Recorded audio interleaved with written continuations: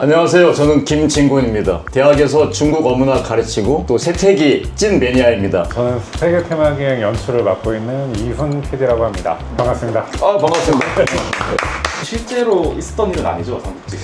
삼국지에 대해서 사람들이 많이 오해하고 있는 부분이 있는데, 삼국지는 실제로 있었던 일이라고 해도 맞고 뻥이다, 너무 비속을 써서 죄송합니다, 소설이다 내지는 지어낸 걸 해도 맞아요. 실은 이게 어떻게 된 거냐면, 삼국지나 삼국연의를 이야기하기 전에 삼국시대가 있었겠죠. 한국으로 치면은 고구려 백제 신라시대, 660년에 이제 신라가 통일해서 통일신라시대가 됐는데, 중국에도 이처럼 세 개의 왕조가 병립했던 시기가 있어요. 어느 220년부터 280년까지인데 의초고라고 하는 이 세 나라가 있었겠죠. 삼국시대 역사가 있었으니까 그때 좀 시간이 지나고 나면 진나라 때 진수라는 사람이 이 80년 시기의 역사를 기록한 책을 만듭니다. 근데 뭐 책이 만만하진 않고 한국어로 번역하면 아마 10권쯤은 될 거예요. 이게 역사 기록으로서의 삼국지입니다. 재미있는 게 이제 부부싸움은 뭐 불구경이 제일 재밌잖아요. 굉장히 그 복잡 다단한 시기에 영웅들이 막 탄생했다가 서로 싸우다가 죽고 막 이런 것들이 많으니까 사람들이 관심이 많아지고, 그래서 중국에서는 막 연극으로 한 대목 만들어지기도 하고 한국식 판소리도 만들어지기도 하고, 아니면 이야기꾼이 넓은 공연장에 사람들 모아놓고 돈 받으면서 이제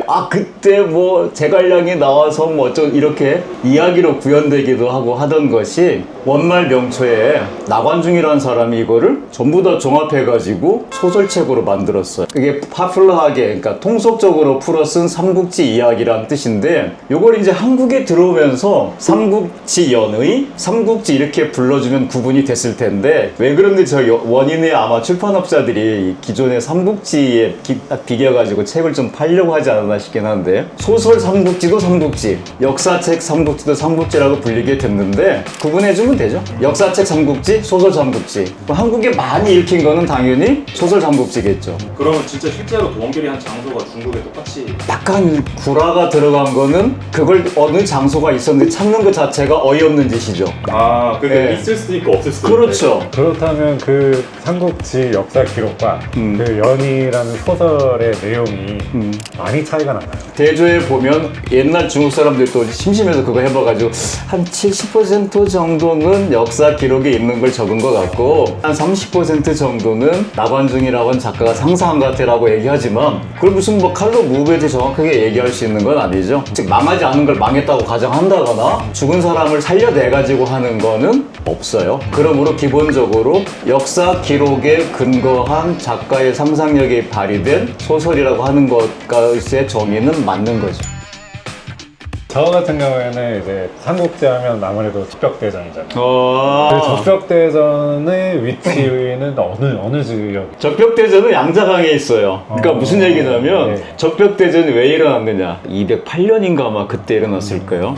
조조 이전에 가장 세력이 컸던 건 원소. 그걸 이제 201년부터 204년 정도에 걸쳐서 원소하고 조조가 한판 붙어가지고 하는데, 이걸 관도대전이라고 불러요. 관도대전 맞습니다. 그 관도대전은 어디에서 벌어지냐면 황하유역에서 벌어져요. 그리고 거기를 맨 처음에 장악했던 세력가는 원소, 그리고 아까 얘기한 것처럼 조조가 거기를 무찌르고 나서 보니까 이제 아래까지 먹고 싶거든요. 그럼 아래를 가려면 쭉 내려와가지고 양자강을 건너서 저 손권을 무찌르고 싶은 거죠. 그래서 군대를 이끌고 내려간 그 시기가 208년쯤 되나요? 주로 옛날에 이게 황하유역의 사람들은 말을 타고 달리고, 기병들은 보병들 쫓아다니면서 전쟁을 하고 성을 빼앗는 전쟁이었는데, 이때는 이제 조조가 처음으로 강을 건너가서 여기를 무찔러야 되는 건데, 처음에는 이제 유비부터 살살 쳐가지고 박살내고 적벽을 건너가게 되는 거거든요. 거기 있는 그 지역 이름이 적벽인데, 지금의 어디더라 정확히 아마 칠빛이라고, 그 워낙 유명해서 그 적벽시라고 있어요. 거기를 가면 좀 실망할 수 있잖아요. 무슨 경치가 아름답거나 그런 게 아니라 드넓은 강에 그냥 절벽에다가 적벽이라고 크게 써놓고 있는데, 이제 그 지역이에요. 적벽만 가면은 그런 거고,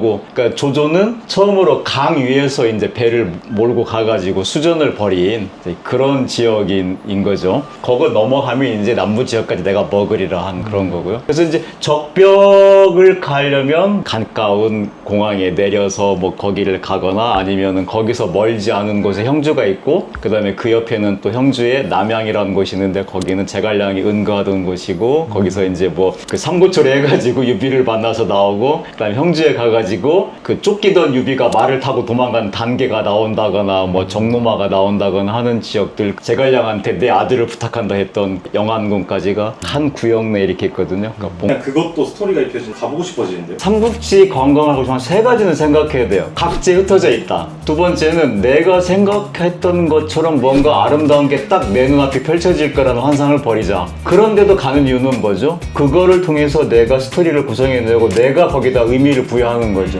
그 문제죠. 그 다음 세 번째로 생각할 건 뭐냐면은 너무 넓으니까 지역을 정하고 그 다음에 어떤 순서대로 내가 갈 것인지를 정하고 그 다음에 꼭 책을 읽고 가라. 아니면은 전문가랑 같이 가라. 가보면 실망할 거다. 또 유명한 에피소드가 뭐가 있을까요, 삼국지? 위나라에서 초기 멸망당할 때 법문관이라고 하는 지역을 통해서 그 험악한 총나라를 넘어가게 되거든요. 그러면은 유비가 촉을 차지하기 위해서 지나갔던 지역, 그리고 거꾸로 나중에는 또 위나라한테 정벌을 당할 때 했던 그 지역이 또 이 검문관이 있을 거거든요.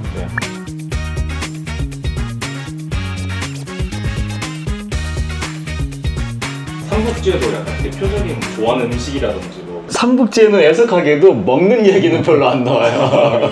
이 당시에 이 관우라고 하는 사람은 이 반동탁연합군에 아무런 직함도 없는 그저 그냥 외인 구단이었는데, 이 공손찬이 가면서 유비와 관우와 장비를 보고 너도 그냥 나를 따라올래 해가지고 따라갔던 그 시절인데, 당시에 이 화웅이 추풍낙엽처럼 자기 장수들을 무찌르는 걸 보고 원소나 원술, 그 다음에 조조가 정말 어찌할 바를 모르고 있을 그 당시에 관우가 딱 나서는 거죠. 내가 저놈의 목을 베어오리다. 쪽팔리게 너 가가지고 지면 그렇지 않아도 사기 더 떨어진다라고 얘기하는데, 조조가 나서서 믿자야 본전인지 한번 보내자 라고 나서게 되고, 그때 이제 조조가 그러죠. 그러면 내가 술을 한 잔 대표 줄 테니까 이거 한 잔 마시고 기운 차리고 한번 나가셔 하니까 그 유명한 말, 됐어. 술은 내가 저놈의 목을 베고 와서 식기 전에 들겠소라고 얘기하는 거죠. 그리고 나서 단칼에 화웅의 목을 딱 베어서 말을 이렇게 들고, 상상이 되죠? 이렇게 와가지고 조조한테 이제 여기 있어 툭 던진 다음에 술을 듣는데 그 술이 아직도 따뜻하더라 라는 그 유명한 말이 거기에 나오는데, 그게 호려관이죠. 호려관은 낙양 그 황하지류 강변에 있어요. 그러니까 이런 게 아니면 제일 좋아하시는 인물 저는 조자룡을 제일 좋아하는데, 조자룡 앞에 항상 붙는 게 상산 조자룡이라고 붙거든요. 상산이 지명이에요. 말 그대로. 상산이 어디에 있냐면은 북경에서 멀지 않은 북부 지역이에요. 그 지역을 장악하고 있었던 사람이 유주라고 하는 곳에 유주 자사인 공손찬 휘하에 있었는데, 이 공손찬과 유비가 또 나름 관계가 좋았고, 그때 그 조자룡을 보고 반한 유비가 나중에 기회가 있으면 우리 같이 일합시다라고 넌지시 미리 프로포즈 했었고, 그래서 이제 공손찬이 처음에 원소하고 싸우다가 이제 깨지고 나서 조자룡을 자기가 끌어들이게 됐고, 상산군 출신의 유명한 영웅 조자룡, 그 사람의 이름은 조운이에요. 성은 조씨, 이름은 운. 그 다음에 그 사람의 닉네임, 별명이라고 꼽는 자는 자룡. 그 구름 뭐죠? 태어날 때부터 이제 상서로운 기운이 있었다 해서 구름 문자를 썼고, 구름 하면 거기에 이제 딱 구름 속에 숨어 있는 거 용. 그래서 자룡이라고 붙이는 거예요. 그 에피소드의 그 장소도 좀 어떤 에피소드? 그 관우가 잠깐 조조의 휘하에 들어가요. 근데 이제 다시 유비가 살아있다는 소식을 듣고 오관 참장 얘기. 예. 다시 돌아가잖아요. 그 길이 어떤 길을 따라가는지. 아까 조자룡 얘기도 같이 이제 하면 좋은데, 일단 오관 참장부터 합시다. 네. 그때가 이제 어떤 시기냐면, 유비가 어떻게든 독립 좀 해보려고 조조한테 좀 개기고 있단 말이죠. 허도를 중심으로 해가지고 조조가 있었고, 허도는 황하 이북이에요. 지금의 허창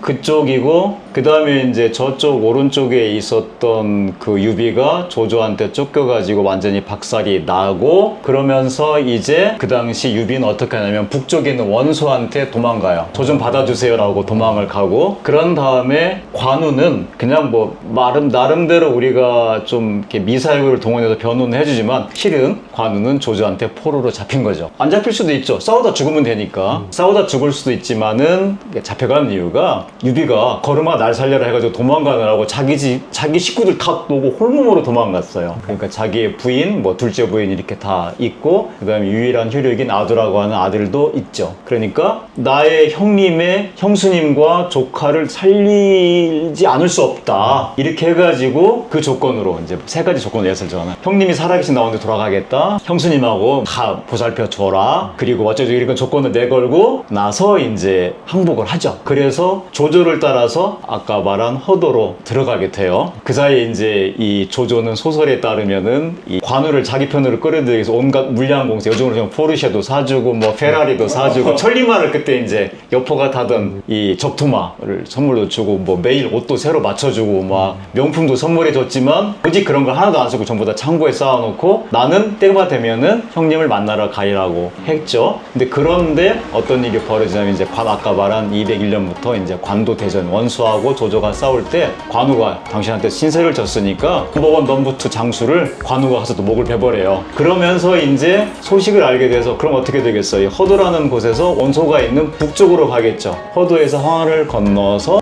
원소의 진영인 업성 아래에 있는 그 지역까지가 있는데 거기를 지나가다 보면 우리 톨게이트를 지나게 되겠죠.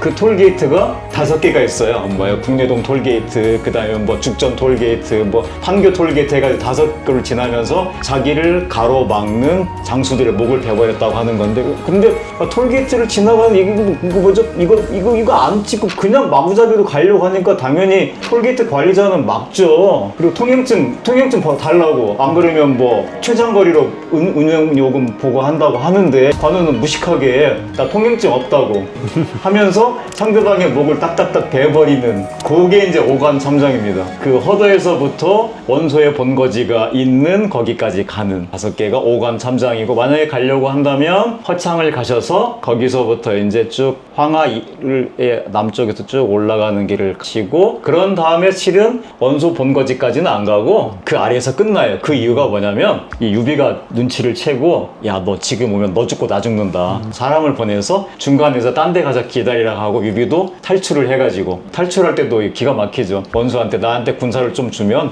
내가 허도를 기습해가지고 조조의 뒷덜미를 치겠다라고 뻥을 치고 그 병사를 가지고 오게 되는.